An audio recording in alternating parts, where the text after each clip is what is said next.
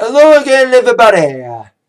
Second Attack is here. The Atakline, excuse me, for this Wednesday, December the 4th, 2013. Alright, let's kick things off with me, DJ Second Attack News.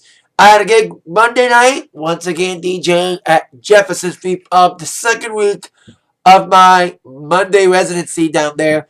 It's kind of a slow start for it. We did it for 2 weeks, and there's not a lot of people there. You know, their timing. You know, the way we're starting this Monday residency kind of a rough time because we're doing gigs on Mondays, doing weeks where shit's going on. It was like after Thanksgiving, so we were going to party Monday after Thanksgiving, but still, it was a better vibe than the first Monday show. Last Monday show, the vibe was off kilter. Now our people there, but requests were out there. But thankfully, requests were mostly rock, a little bit of country, mostly old rock. And the vibe, it was a pure vibe this time, even though there was like maybe like less than 10 people. But still, we'll hope for improvement. You know, I think this month's going to be kind of a tough situation because we'll DJ this upcoming Monday after we DJ Saturday at Jefferson Street, 2 days after that. Of course, Saturday, then Monday, and Saturday's the MSU game. So it's going to be kind of a tough situation there. But still, looking for a movement there. I also got gigs besides Jefferson Street Saturday and upcoming Monday.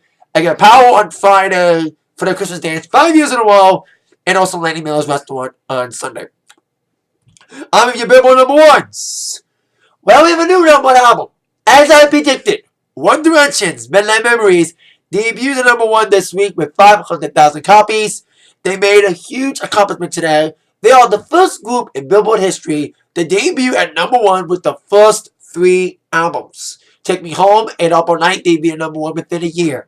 Last year, and they're the first group since the Monkees to see all 3 of their albums at least go to number one, let alone debut at number one. So congrats to One Direction for that huge accomplishment, but I've been waiting a month to say this. Finally, we have a new number one album on the Hot 100, top 200, but yes, finally, not only do we have another new number one album, finally, new number one single, Lorde's reign at number one's finally over. By an old number one.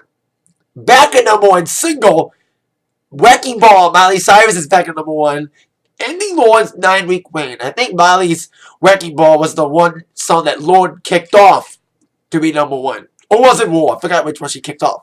Surprise, Monster by Eminem is not number one after being at number 2 for 2 weeks. I don't know if it's still number 2 or not. So congrats to you number ones. Well, Lorde indeed, yes, her reign at number one is over. She did get a little compensation, announcing she'll be performing this Friday on the Grammy nomination special. She is, of course, going to be performing alongside Macklemore and Ryan Lewis, Robin Thicke, alongside Earth, Wind, and Fire.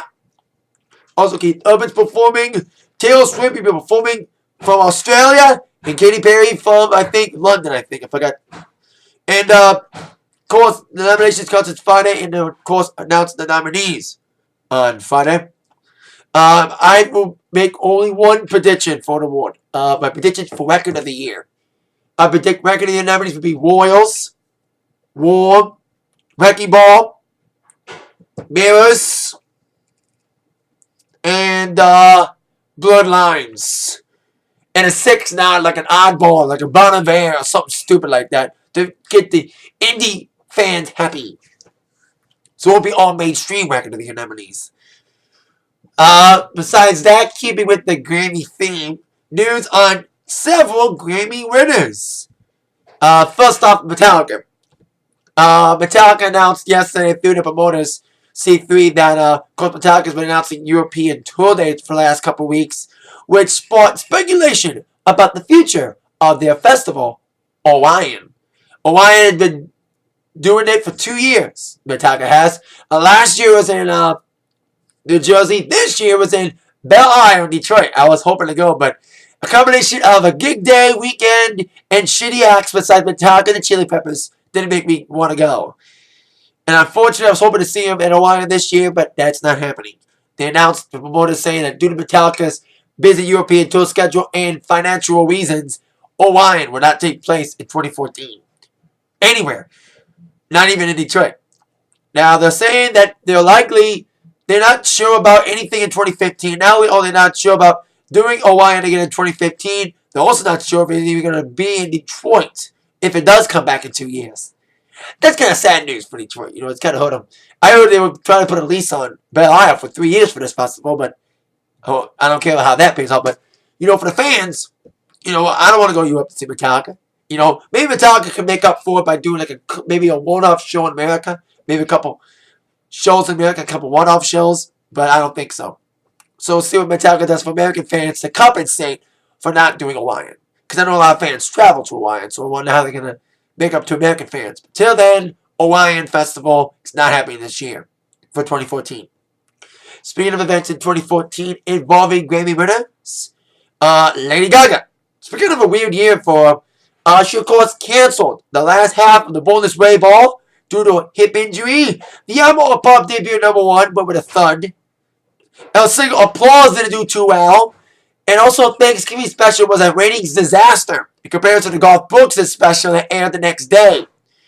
So Gaga, in the middle of all this turmoil, she announced the ARTPOP Ball Tour, ARTWave, the ARTPOP Ball Tour. I didn't think she was going to announce the tour so quickly, but she did. The tour will include new dates, especially for cities that she skipped because of her injury. That's kind of bullshit, though. She announced, of course, the tour kickoff in May in Florida. She, of course, included cities she wasn't able to go to due to her injury, including Chicago, New York City, Madison Square Garden, among others. But no Detroit stop. Detroit was one of the very first cities besides Chicago to get the cancellation of the hip injury. So I'm very surprised that Gaga did not include Detroit stop. But I bet you she'll probably add a Detroit stop later to compensate for Detroit fans for canceling in February. She, of course, hit all the big venues, 25 dates thus far, which is currently going to end at the Staples Center in Los Angeles. But expect more American dates and worldwide dates to be announced soon. Speaking of artists who are coming to Detroit, and also Madison Square Garden, Billy Joel. A lot of tour news on Billy Joel. He's been adding shows slowly but surely. And this week's been a big week for Billy Joel fans. I mentioned Elton John because he toured with Elton John before. Yesterday, Billy Joel announced he's doing a show a month for the entire year of 2014 in Madison Square Garden. He announced January, February, March, and April shows, which sparked speculation about this residency, which is officially announced yesterday that he'll be doing a show a month for the entire year of 2014. And not only will we be doing those shows at MSG, he's doing a couple one-off shows outside of New York, including a couple shows in Florida. And announcing today he'll be at the Palace of Auburn Hills on February 15th, the day after Valentine's Day, here in Auburn Hills, Detroit area.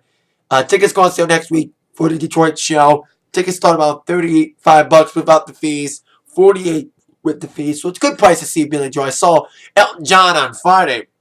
If you didn't see my Atakline Friday, on Monday, I saw Elton John made a review of that on my Atakline Monday. So if I can't see them both together, I can see them both separately. So Elton, I can see Billy Joel. So Billy Joel at the Palace, February 15th, alongside his one show a month residency at MSG, starting in January.